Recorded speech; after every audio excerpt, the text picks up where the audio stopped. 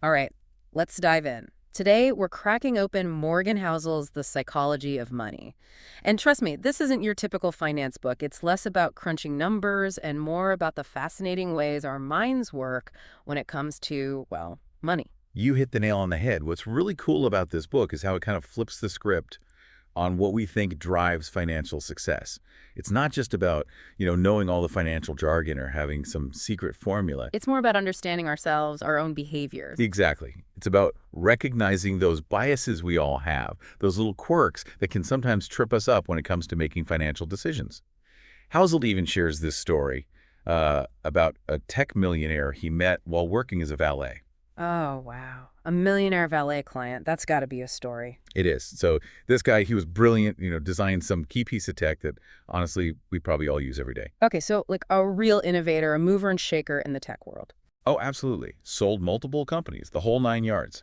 Hmm. But here's the thing, the way he handled his money, it was a complete contradiction. Like he'd flaunt his wealth all the time, made these impulsive decisions. Oh, so like even though he was incredibly successful in the tech world, he wasn't necessarily making the smartest financial choices. Yeah, you could say that.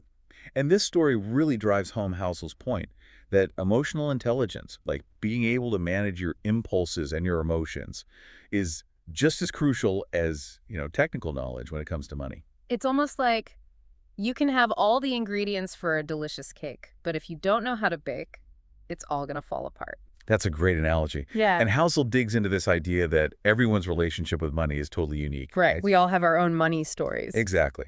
It's shaped by your upbringing, your family's financial habits, those economic booms and busts you've witnessed in your lifetime. Think about it. Someone who grew up during the Great Depression might be incredibly risk-averse. Yeah, because they saw firsthand how quickly things could change, how easily financial security could vanish. Exactly. Whereas someone who came of age, say, during the dot-com boom, they might be more comfortable with taking big swings, betting on those high-risk, high-reward ventures. It's like their experiences shaped their entire outlook on risk and reward. Absolutely. And that brings us to this fascinating example Housel uses, the 1960 presidential election, believe it or not. Oh, wow. Politics and money. That's an interesting connection. It is. Did you know that John F. Kennedy's lack of firsthand knowledge about the Great Depression actually became a campaign issue? Really? That's fascinating. I mean, you'd think someone coming from a wealthy family would be seen as, I don't know, more financially savvy. You'd think so, right? Yeah. But it just goes to show you how much people connect with leaders who understand their struggles, especially when it comes to money. Kennedy had to work hard to overcome that perception, Mm. by emphasizing his World War II service, that shared experience that resonated with that generation. So even in politics, those personal stories we attach to money can have a huge impact. Oh, they totally do. And you see this difference in perspective play out in all sorts of ways. Take stocks, for instance. Okay, yeah, stocks. Always on that topic. Right. So imagine someone born in 1950. They witnessed a pretty stagnant stock market for like their entire younger years. Compare that to someone born in 1970. They saw the stock market increase like tenfold during that same period. Wow, that's a huge difference. It's like if your only experience is watching your investments go nowhere, you're probably not going to be too eager to jump back in. Exactly. It's not about being smart or having access to the right information. It's about that personal narrative they formed based on their own experiences. It's about those money stories we were talking about earlier. Totally. And Housel gets into this other really interesting phenomenon, the lottery ticket paradox. Oh, the lottery. That's always a fascinating topic. It is. Get this. Americans spend more money on lottery tickets than on movies, video games, music, sporting events, and books combined. Wow. That's a lot of lottery tickets. It's almost like a cultural obsession, this hope of striking it rich. It really is. And here's the thing. The lowest income households spend like 4 times more on lottery tickets than those in the highest income bracket. That seems counterintuitive, right? You'd think people who have less disposable income would be more cautious about spending it on something with, well, such long odds. Right. But Housel connects it back to the power of those narratives. For many in those lower income brackets, the lottery represents their only shot at escaping poverty. It's a belief that's often rooted in their experiences, the limited opportunities they faced, and the systems they're navigating. It's like they're not just buying a ticket, they're buying into a dream, a hope for a better future. Exactly. And it's a powerful reminder that we can't judge someone's financial choices without understanding the context of their life, their own personal story. Absolutely. Now, speaking of those money stories, Housel also points out that many of us struggle with things like, saving and investing. Yeah, those can be tough concepts to grasp, for sure. Right. But he makes this interesting point. He says it's partly because these are relatively new ideas in human history. Like the 401k, which is like a cornerstone of retirement planning in the US, wasn't even around until 1978. It's crazy to think about that, right? And the Roth IRA came even later, like 1998. So basically, we're all kind of figuring this stuff out as we go along. Yeah, pretty much. It reframes the idea of, financial literacy. It's not just about understanding how all these financial products work. It's about appreciating the historical context, realizing that these systems are still evolving. Like, we're all still relatively new to this whole saving and investing game. Exactly. And that brings us to another interesting point Housel makes about the role of, well, luck and risk in financial success. He uses the example of Bill Gates. Bill Gates, the Microsoft legend, surely his success is all down to his brilliance and hard work, right? It's tempting to think that way, right? Yeah. But Housel asks us to consider the astronomical odds that just happen to line up perfectly for Gates. So there's more to the story than just hard work and talent. There is. Like, for instance, he attended one of the only high schools in the world that had access to a computer at that very specific point in history. What are the chances of that? So luck definitely played a role, even for someone as brilliant as Bill Gates. Absolutely. And to drive that point home even further, he compares Gates to his friend Kent Evans, who was, like, equally brilliant. Okay, so two brilliant minds. What happened? Well, tragically, Evans died young in a mountain climbing accident. Oh, wow. That's a stark reminder that talent and hard work don't always guarantee success. Fate can intervene in unpredictable ways. Exactly. And when we're evaluating financial success or even failure, it's crucial to acknowledge the role of those unseen factors, luck and risk. So we shouldn't be too quick to judge either ourselves or others based solely on outcomes. Right. There's always more to the story that meets the eye. And this actually brings us to another important point. House makes the danger of misinterpreting both success and failure. Oh, that's interesting. How do we avoid falling into that trap? Well, it's tempting to fixate on those extreme cases, like billionaires or those massive financial scandals. Those stories definitely grab our attention. They do, but they're often outliers, heavily influenced by those factors we just discussed, luck and risk, in ways that we might never fully grasp. So instead of chasing outliers, we should be looking for those more common patterns, those stories that are more relatable to our everyday lives. Exactly. The more common the pattern, the more relevant and applicable it's likely to be to our own financial journey. It's like trying to win the lottery. You hear about those lucky few who hit the jackpot, but the odds are astronomically against replicating that kind of success. You got it. And on the flip side, we shouldn't beat ourselves up when things don't go our way.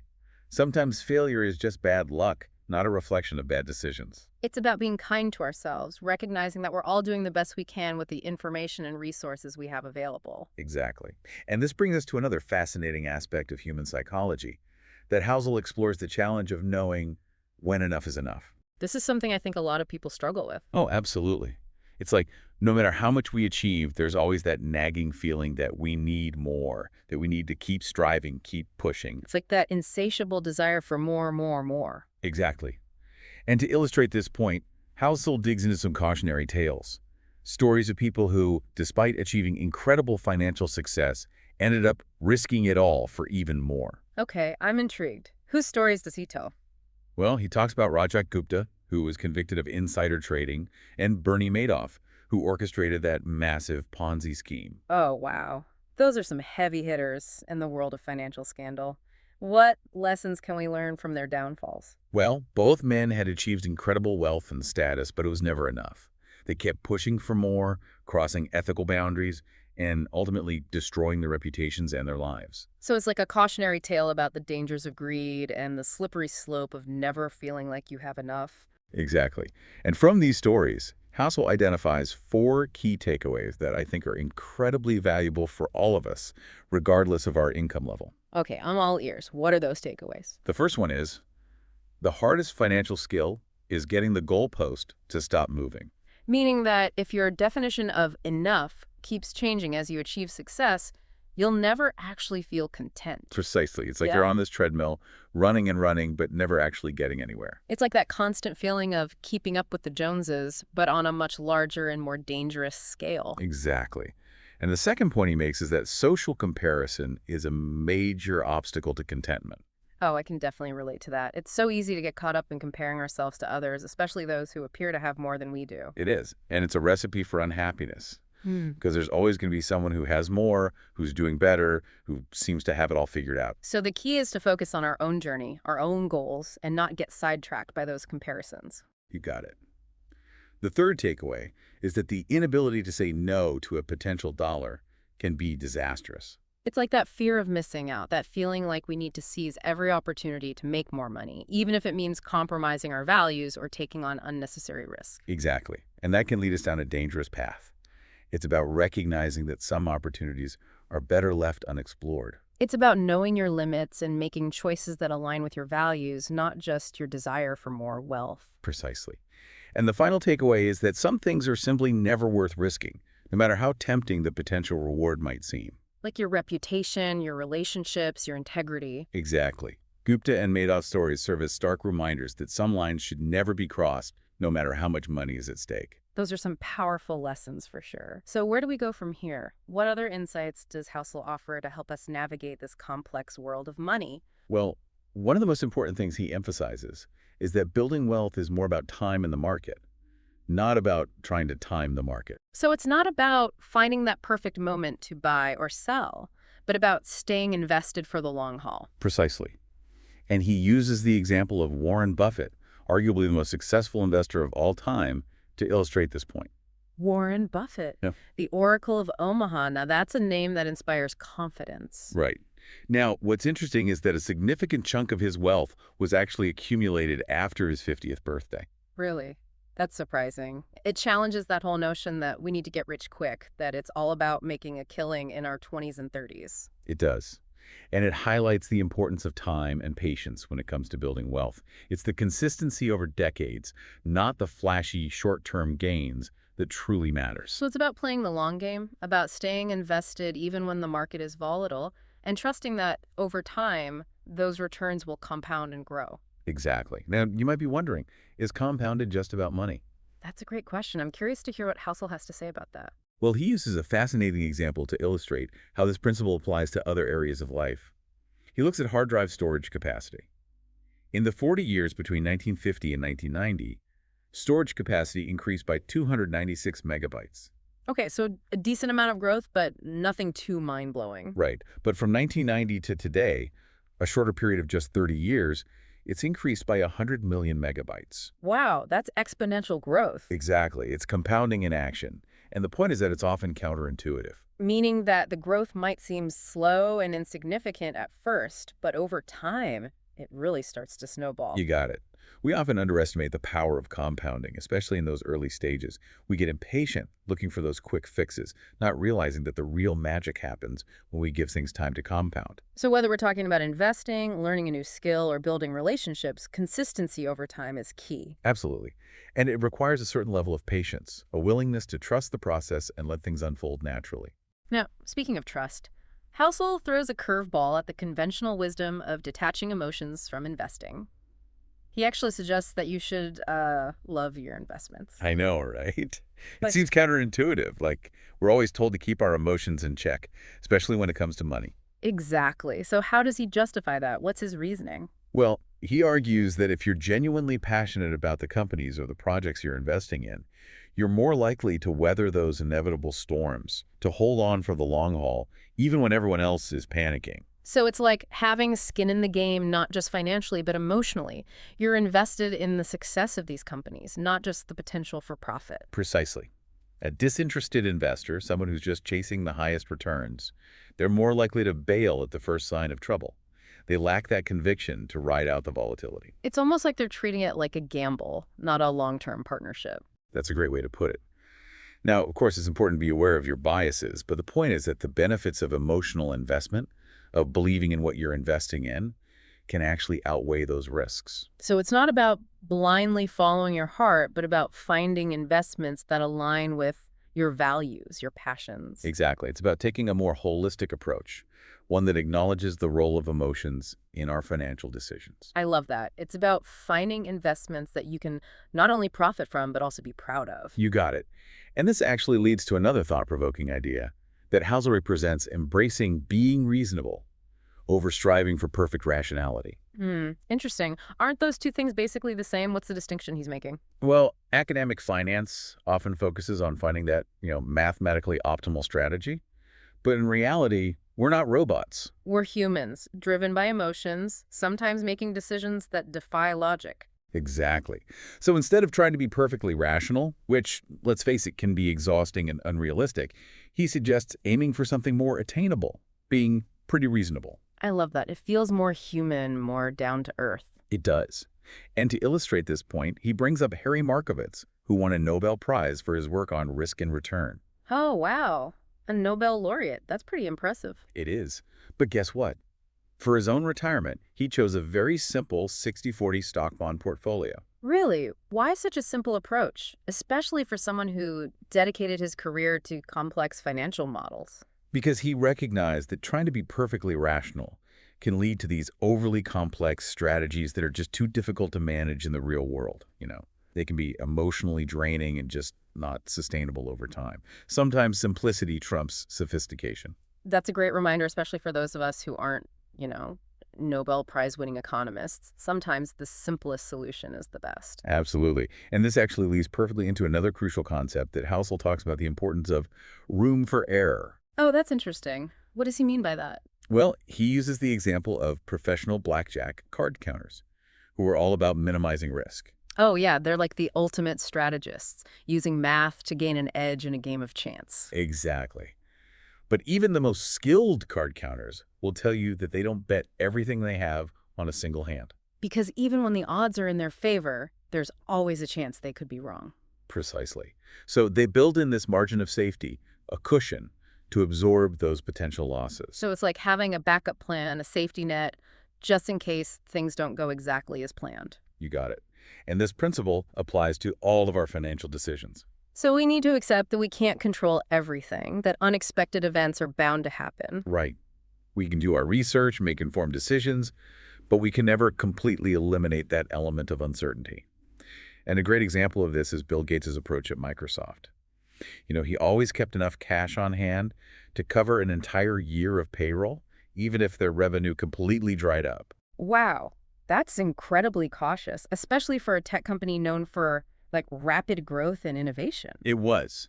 But that buffer, that room for error, allowed Gates to stay focused on the long-term vision and avoid making those desperate decisions when things got tough. It's a great reminder that sometimes the best offense is a good defense, especially when it comes to our finances. Absolutely. And this brings us to another fascinating point Housel makes, which is that at the end of the day, we're all just guessing.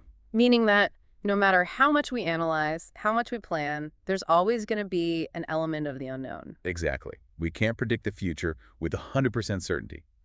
He shares this great story about a Russian professor who, in 2008, at the height of the financial crisis, confidently predicted the collapse of the United States. Oh, wow, that's a bold prediction. It was. And guess what?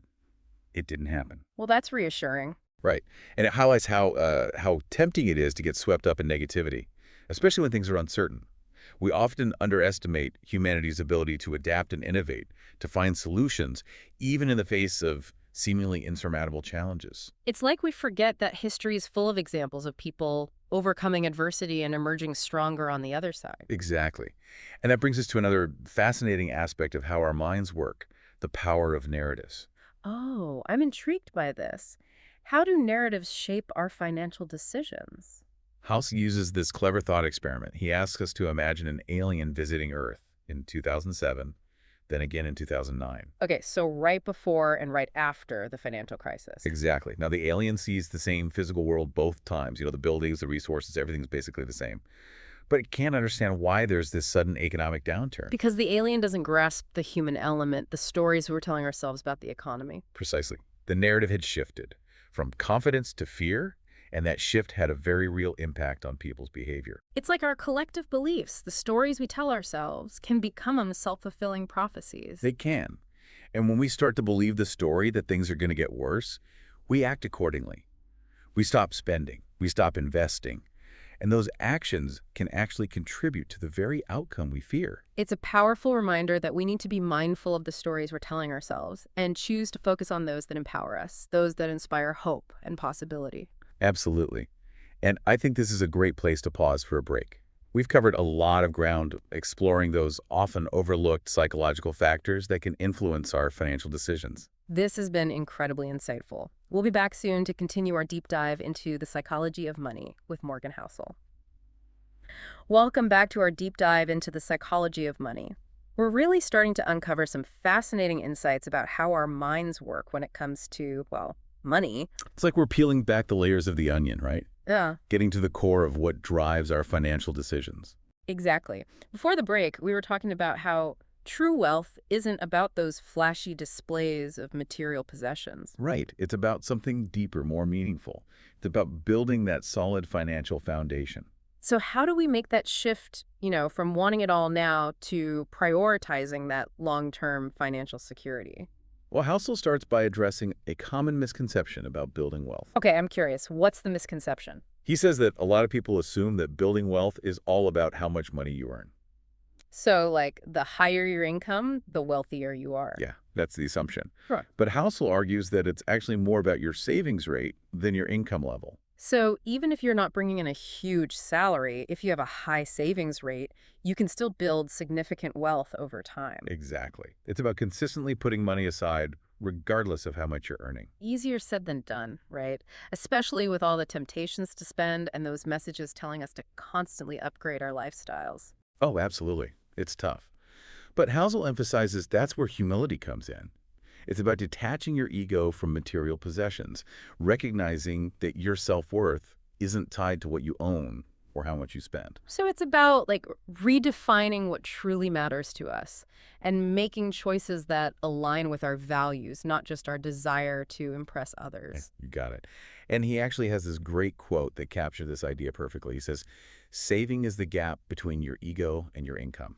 Wow, that's powerful. It really highlights that connection between our spending habits and our desire for status or validation. It does. Think about it. If you're always trying to project this image of wealth and success, you're keeping up with the Joneses, your spending is going to reflect that, leaving less room for actual savings. It's like we're trapped in this cycle of wanting more, spending more, and never quite feeling satisfied.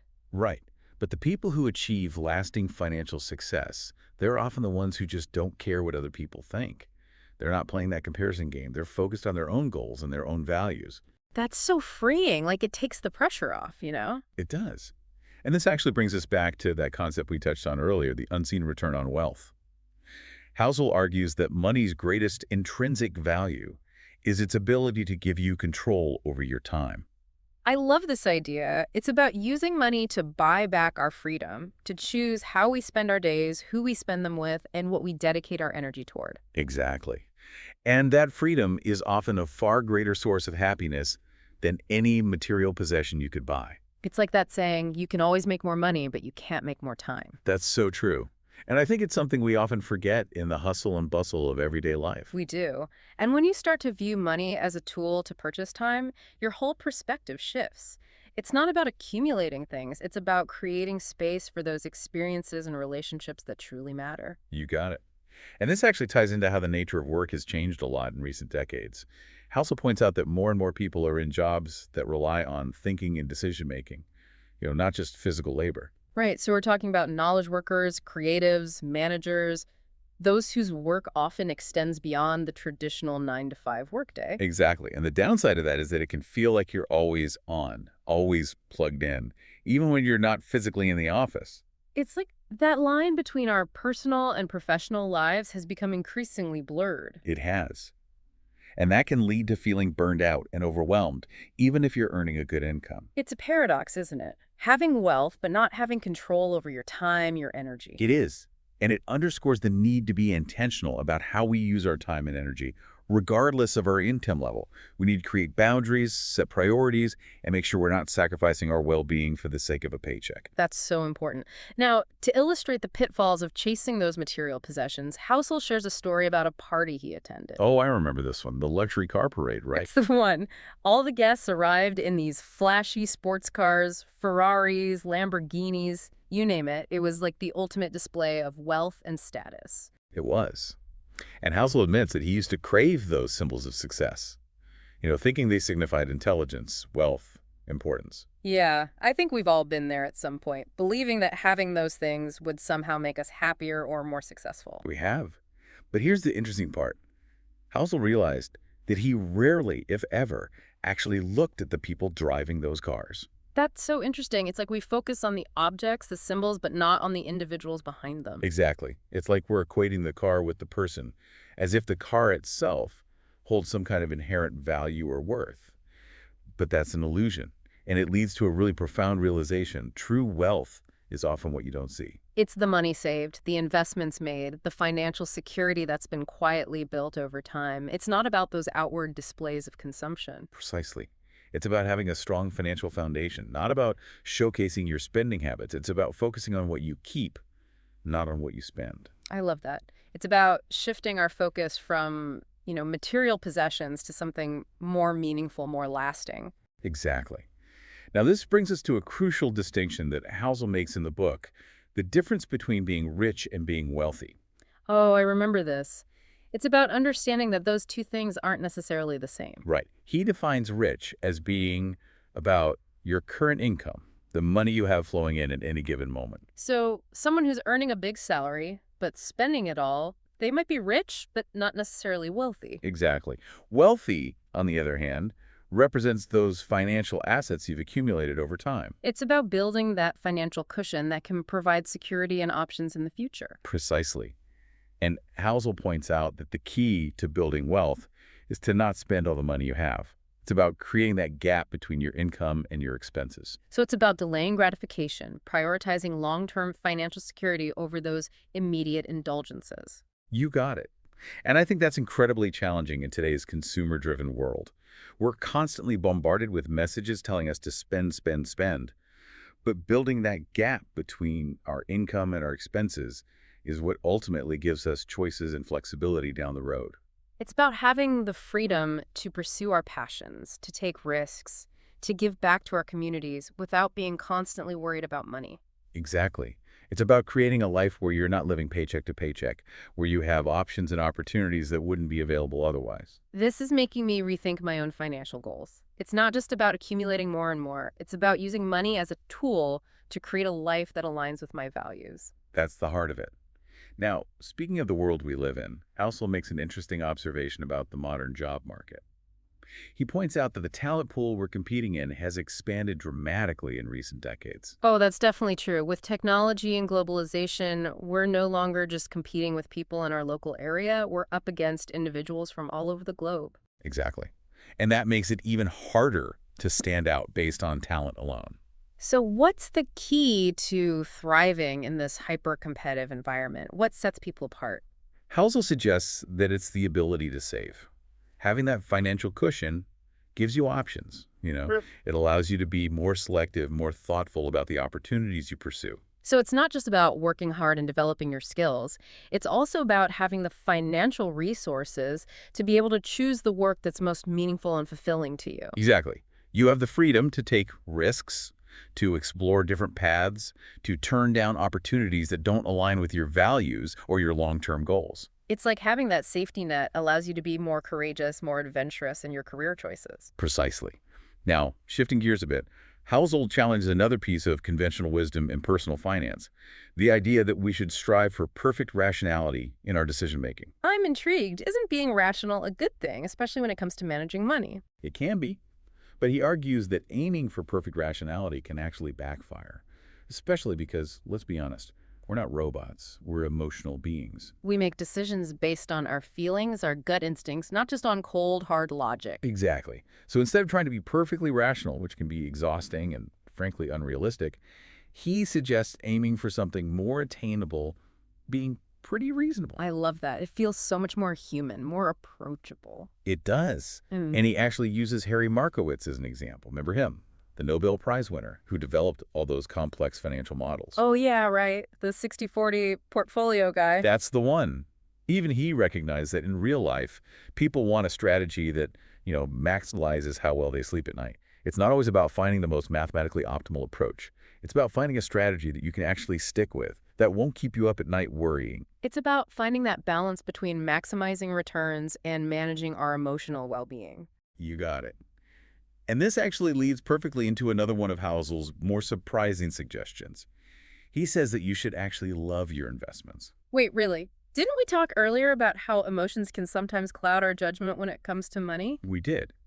But in this case, he argues that having a genuine emotional connection to your investments can actually be a good thing. Okay, I'm curious to hear his reasoning. This seems a bit counterintuitive. Well, think about it this way. If you're passionate about the companies or projects you're investing in, if you believe in their mission and their long-term potential, you're going to be more likely to weather those inevitable ups and downs in the market. You're not going to panic and sell at the first sign of trouble. So it's about having conviction, about believing in the underlying story of the companies you're investing in. Exactly. A disinterested investor, someone who's just chasing the highest returns, they're more likely to bail at the first sign of a dip. Because they don't have that emotional connection to keep them grounded, to remind them of the long-term vision. Precisely. Now, of course, it's crucial to be aware of those potential biases that can come from being emotionally invested. But Housel's point is that the benefits of this approach, the resilience and conviction it can foster, can often outweigh those risks. So it's not about blindly following our emotions, but about finding investments that align with our values and passions, those that we can truly get behind and believe in. You got it. It's a more holistic approach to investing, one that acknowledges the human element and the power of emotions in shaping our financial decisions. I love that perspective. It's about finding investments that you can not only profit from, but also be proud of. Exactly. Now, speaking of being proud of your decisions, Housel introduces another really important concept that he calls room for error. Room for error. That sounds intriguing. What does he mean by that? Well, he actually borrows this concept from the world of professional blackjack players. Oh, interesting. Those card counters, they're all about minimizing risk. Yeah, they are. But even the most skilled card counters acknowledge that they can't predict every outcome with 100% certainty. So they never bet everything they have on a single hand, because even with the odds in their favor, there's always a chance they could be wrong. Precisely. They build in this margin of safety, a buffer, to absorb those inevitable losses. So it's like having a backup plan, a safety net, just in case things don't go exactly as planned. Exactly. And this same principle applies to our investment decisions. We can do all the research, analyze all the data, develop a sound strategy, but we can never completely eliminate uncertainty. The future is inherently unpredictable, and the more we try to control it, the more likely we are to get caught off guard. Precisely. So Housel suggests that we apply this room for error principle to our financial planning as well. Okay, so how do we do that? What does that look like in practice? Well, he offers a few practical suggestions. First, he emphasizes the importance of diversification. Don't put all your eggs in one basket. Right, so spread our investments across different asset classes, sectors, maybe even geographic regions. Exactly. By diversifying, you're essentially reducing the impact of any single investment going bad. It's all about managing risk and not relying too heavily on any one particular outcome. It's like that old saying, don't put all your eggs in one basket. Exactly. The second suggestion he offers is to maintain a healthy cash reserve. So having enough readily available funds to cover those unexpected expenses, those financial emergencies that pop up from time to time. Exactly. Or maybe even to weather a period of market volatility without being forced to sell those investments at a loss. Right, so it gives you that flexibility and peace of mind, knowing that you have a financial cushion to fall back on if things get tough. Precisely. And the third suggestion he emphasizes is having a long-term perspective. Ah, yes. The long game. Exactly. It's about not getting too caught up in those day-to-day fluctuations in the market, Right. It's about staying focused on those long-term goals and trusting that over time, those investments will grow. Precisely. Investing is a marathon, not a sprint. And it's those who can stay the course, even when things get bumpy, who ultimately reap the rewards. It's about mastering the psychological side of investing, not just the technical side. You got it. And this actually leads to another common pitfall that Housel addresses, the temptation to try and predict the future. Oh, that's so tempting, isn't it? To believe that we can somehow see what's coming and make those perfect decisions. It is. But Housel reminds us that ultimately, we're all just guessing. Meaning that no matter how much data we analyze, how many experts we consult, no one has a crystal ball. Exactly. Trying to time the market, to predict the next boom or bust, it's often a fool's errand. It's like trying to predict the weather weeks or months in advance. It's just not possible with any degree of certainty. Precisely. He actually tells a story about a Russian professor who, back in 2008, at the height of the financial crisis, confidently predicted the imminent collapse of the United States. Oh, wow. That's a bold prediction, and I'm guessing it didn't exactly come true. Not at all. And it highlights how easy it is to get swept up in pessimism, especially during those times of uncertainty. Right. When things are looking bleak, it's easy to assume that the worst case scenario is inevitable. Exactly. And it's in those moments that we need to remind ourselves that things rarely turn out as bad as we fear. It's about having a sense of perspective, acknowledging the limits of our knowledge, and being open to the possibility that things might actually turn out better than we expect. Exactly. Now, speaking of perspective, I'm curious to hear how Housel addresses the power of those stories we tell ourselves, especially when it comes to money. Oh, yeah, the narratives we create. He uses this really fascinating thought experiment. He asked us to imagine an alien visiting Earth in 2007, and then again in 2009. So, right before and right after the financial crisis. Exactly. Now, the alien sees the same physical world both times, right? The buildings, the resources, everything is essentially the same. But it's completely baffled by this sudden economic downturn because it doesn't understand the shift in the narrative that caused the crisis. So the underlying fundamentals of the economy hadn't really changed that much in those 2 years. But the story that people were telling themselves about the economy had shifted dramatically. Exactly. It went from a story of optimism and growth to a story of fear and uncertainty. And that shift in the narrative had a very real impact on people's behavior. It's like a self-fulfilling prophecy. If we believe the story that things are going to get worse, we start to act accordingly, and we end up creating the very outcome we fear. Precisely. It highlights how powerful those narratives can be, especially when it comes to money. They can shape our perceptions, our expectations, and ultimately our decisions. So it's about being mindful of the stories we're telling ourselves about money, about the economy, about our own financial futures. It is. And choosing to focus on those stories that empower us, those that inspire hope and possibility. That's such a powerful message. So how do we become more aware of these narratives and how they might be influencing our financial decisions? Well, that's a great question, and it's one that we'll dive into right after the break. Welcome back. We're wrapping up our deep dive into Morgan Housel's The Psychology of Money. Before the break, we were talking about the difference between being rich and being wealthy. And how true wealth is more about building that solid financial foundation, less about, those flashy displays. So how do we shift our mindset, from wanting it all now to building long-term security? Housel has a great way of putting it. He says, wealth is created by suppressing what you could buy today in order to have more stuff or more options in the future. It's like investing in your future self, even if it means making some tough choices in the present. Exactly. It's about understanding that delayed gratification is often the key to long-term financial success. But that's easier said than done. It is, especially in our I want it now culture. So how do we resist those temptations, all those messages telling us to spend, spend, spend? That's where humility comes in. Detaching your ego from material possessions, recognizing that your worth isn't tied to what you own. So it's about redefining what truly matters. Exactly. It's about aligning your spending with your values, not just your desire to impress others. And Housel actually connects this idea to another important aspect of personal finance, managing your money in a way that helps you sleep at night. Oh, I love this. I've definitely experienced that anxiety when my finances are a mess, and the feeling of calm and control when I have a plan in place. Right. It's not just about maximizing returns, but about finding an approach that aligns with your values, your risk tolerance, your Yeah. overall sense of well-being. So how do we find that balance? House reminds us that one of the most important things is understanding the power of compounding. Compounding, that snowball effect we talked about earlier. Small, consistent gains accumulating over time. Exactly.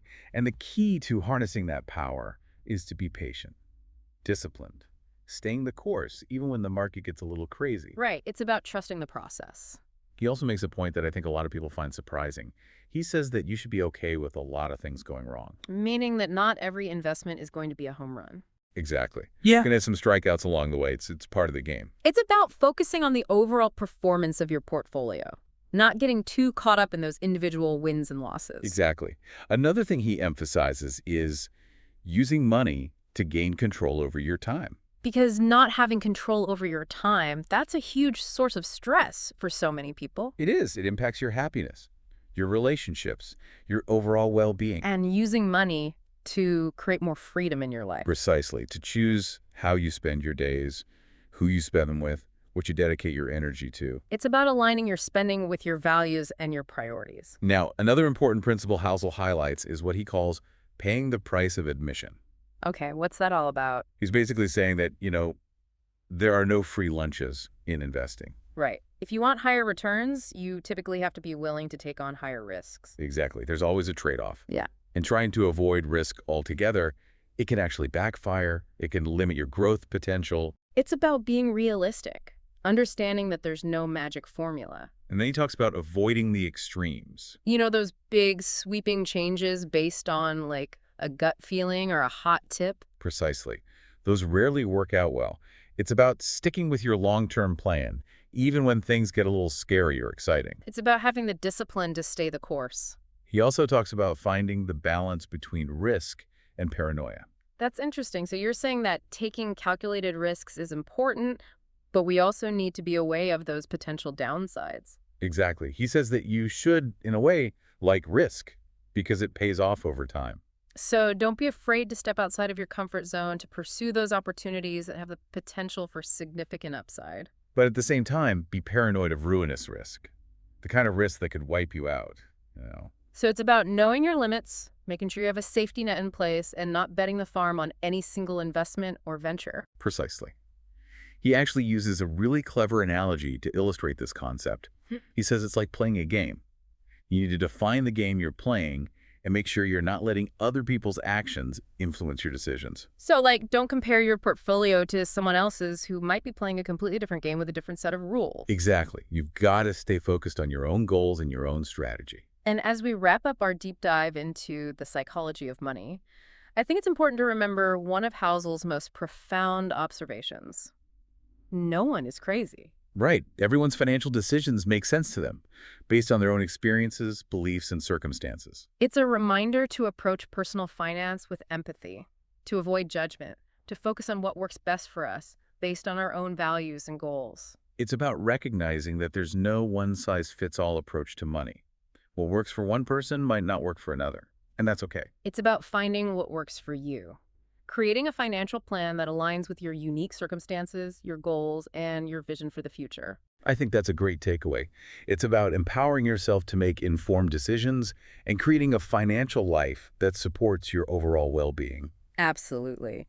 This has been an incredible deep dive. We've explored some fascinating insights about the human side of money, the emotions, the beliefs, the stories that shape our financial decisions, and we've learned some practical strategies for navigating this complex world with more confidence and clarity. I couldn't agree more. It's been a pleasure exploring these ideas with you. Thank you so much for joining us on this journey. We hope you found it insightful and inspiring. And that you'll continue to explore these ideas and apply them to your own financial journey. Until next time, keep learning, keep growing, and keep investing in your own well-being.